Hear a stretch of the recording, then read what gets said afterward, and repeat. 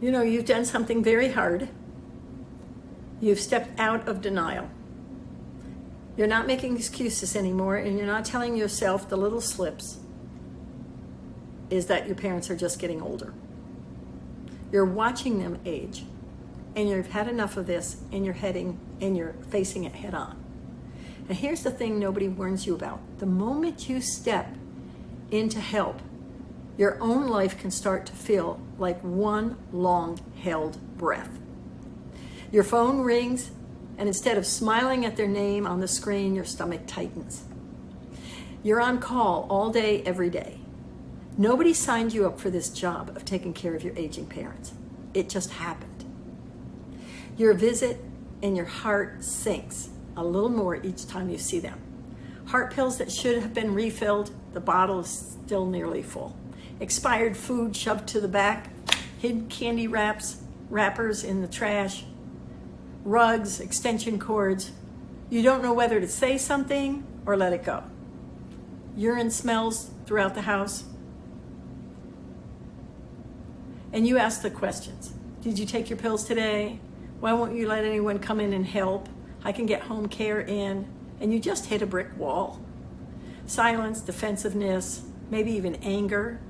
And they tell you to stop hovering, that they are the parent and you're the child. Hi, I'm Suzanne Fasella. I'm a retired physician assistant and a senior care strategist.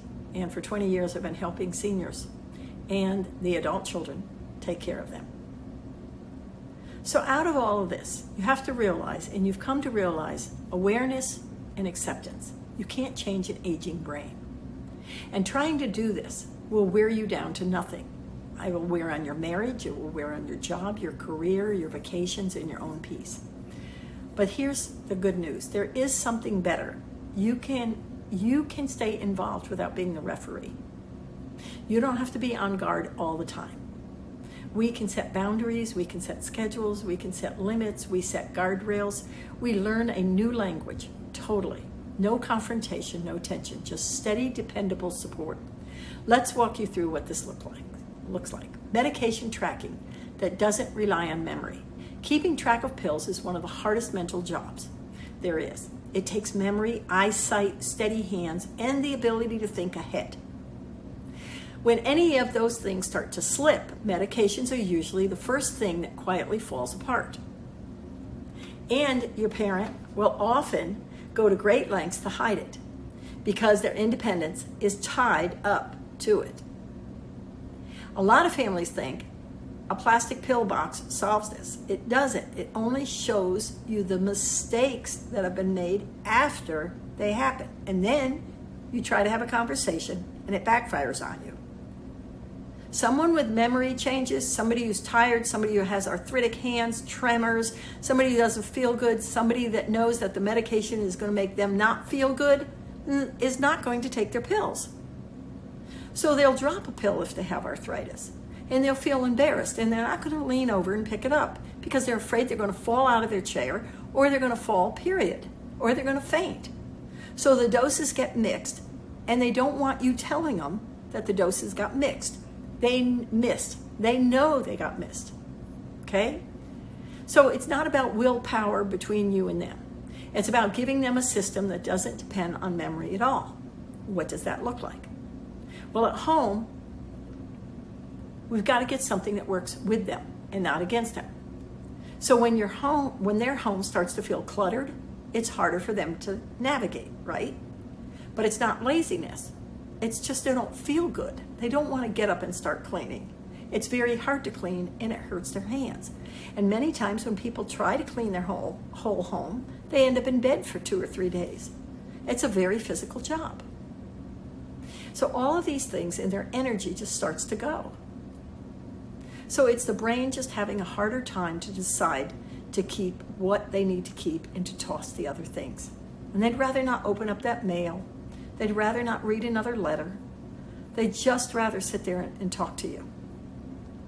And a fall can change everything overnight. And support for chronic conditions that go well beyond the willpower of the person, like diabetes. They know they shouldn't eat that, but they do. So if your parent understands their diabetes or their heart condition, They could simply follow the plan. But managing an ongoing illness takes constant mental coordination. Tracking food, checking numbers, connecting today's choices to tomorrow's health, calling their doctor. When that coordination starts to slip, it's not defiant. It's just the brain not being able to keep up anymore. And yet most physicians think the brain should be able to. And that's where many of us fail. It's about their independence. So your parent might have snacks, crackers, cookies, and they just tuck them away somewhere and hide them from you. They'll say they're fine when they're really not, because they don't want you to worry. And they don't want another pill for something, and they don't want another doctor's appointment for nothing. And here's one more layer to all of this, and it's the one families think about least until they're standing in the middle of it. It's everything logistical. It's the paperwork, the legal documents, the plans for what happens when your parent has to leave the house in a hurry. Picture this.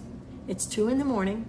and you're standing in the emergency room, and a doctor is asking for a signed healthcare power of attorney before they can move forward with treatment.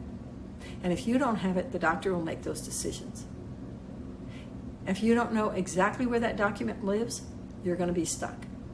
Not because you didn't care enough to prepare, just because nobody tells you how much this matters until you're already in the moment. And I've seen it in the emergency room, and I've seen brother and sister go toe to toe and fight while mom is dying. It is not a happy scene. They're not agreeing, and she's trying to speak up, and nobody's listening. So you got to know where these things are tucked away, and you got to get them out, and you got to have them available. I like a big red box with an accordion folder inside with all the different documents you need. And an elder law attorney will give you a free consultation and tell you what documents you need. They're easy enough to get. Get that free consultation with an elder law attorney. And they might even be able to get your mom and dad in and be able to talk to them when you can't. But power of attorney is extremely important, and it changes in different states. So here's the heart of all this. Getting through your parents' daily routines and noticing where things are slipping isn't about the blame. It's not about catching them doing something that's wrong. It's about finally seeing this clearly and accepting that you cannot control aging. You can be aware of it, but you cannot control it. So running from one emergency to the next and patching things up as they break is going to wear you down.